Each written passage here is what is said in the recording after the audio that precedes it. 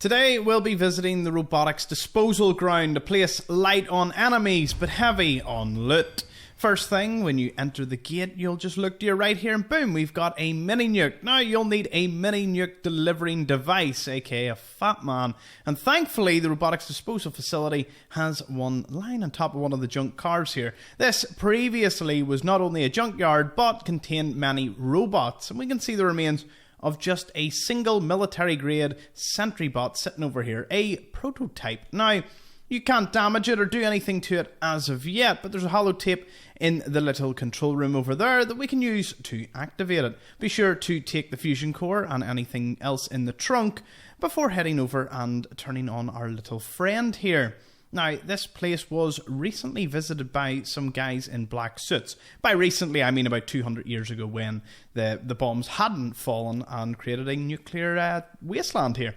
So, let's have we read of the delivery log, shall we? So, we can see that on the 10th of the 15th, 2077, one prototype was delivered with unknown issues. As you can see, all of the rest of the robots had issues, but they knew what it was. Missing limbs, iBots without eye sensors, yeah, just curious things. Now, the employee notes are between an employee called Dillian and a guy called Mike. So let's have a wee thing here. Weird, more of those Protectrons with no arms or legs. How do you even miss that in production? Do they have robots building these robots or something? Now that's a scary thought. Mike then replies a few days later, robots making robots is yikes. We just got some eyeballs the other day that actually are missing their eyes. Isn't that ironic? Anyway, yeah, we've been missing something like that. They must have a lot of their own bots on staff or something. Mike then replies, they just dropped off a sentry bot. It doesn't look like there's anything wrong with them. Why would they just throw things away? I'm thinking about taking one of them home and setting it up to mow the lawn for me. What do you think? Obviously, Dylan comes back and goes, more of these Protectrons, missing everything. I heard from a couple of the other nearby sites, obviously there was a few more junkyards in the area, that they keep getting them too. Someone made a big mistake. Weird that it's cheaper to dump them here than to send them back and attach some arms.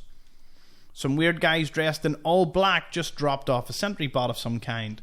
They wouldn't say who they were and the thing looked like it was fully functional. They even had it drive itself into the yard and shut down. So we know, of course, now that this sentry bot clearly works.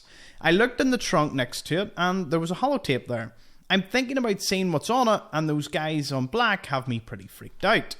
Mike, a few days later, then says, I was joking about taking one of them home. Don't look at the holotape. If those guys dumped it here, they had good reason, and you probably don't want to get mixed up in it. We've got an easy job. Come in a couple of times a week, walk the perimeter, go home. Don't let curiosity screw it up.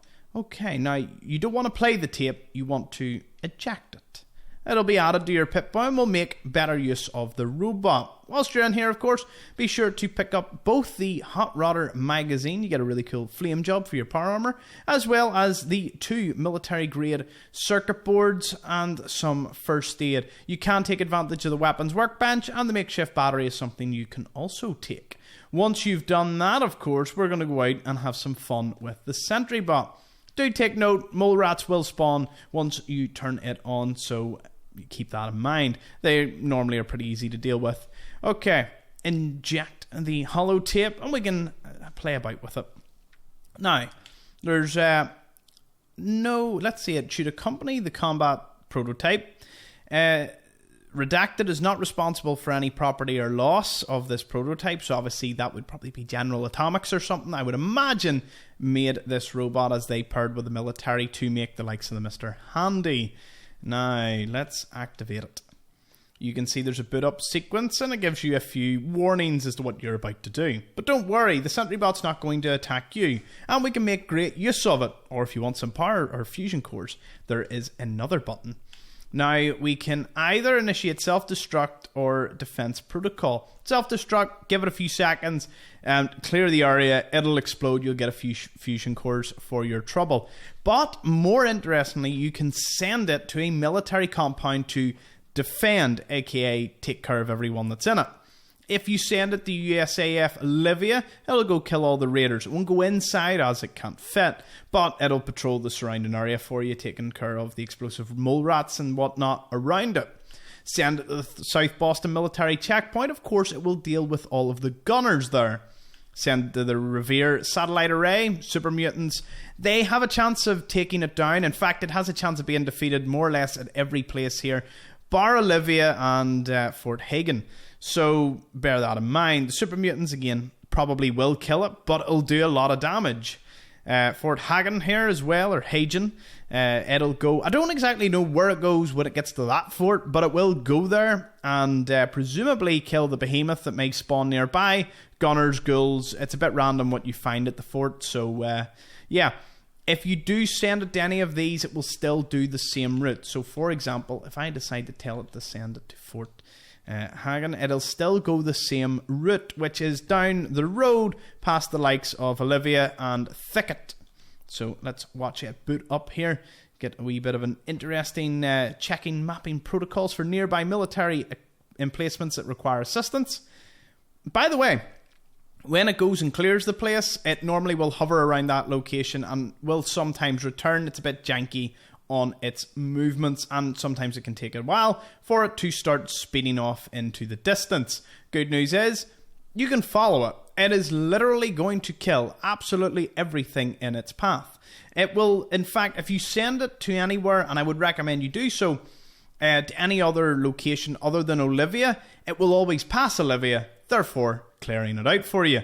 So yeah, it's a pretty handy way to do it. And whilst you are, of course, in the area, if you want to know where this place is, it is just east of Sanctuary. I recommend you travel the North Pass instead of swimming across this. It's quite irradiated, and Mirelurks are found on the coastline here, as well as raiders to the south. The north way, you may encounter one scavenger, but if you don't go too near them, they'll be fine. Once you get here though, before you head on over to the satellite station in the next video, you'll want to head straight over to this crashed vertibird here. Both you will find not only a cool set of power armor depending on your level, so if you want to remain away from this area and don't go near it, you could get anything up to X01. On the vertibird itself, there is a brown flight helmet that is quite a useful damage threshold if that's something you're looking. Alright, let's head on over to satellite station Olivia. Catch us over there. Thank you for watching.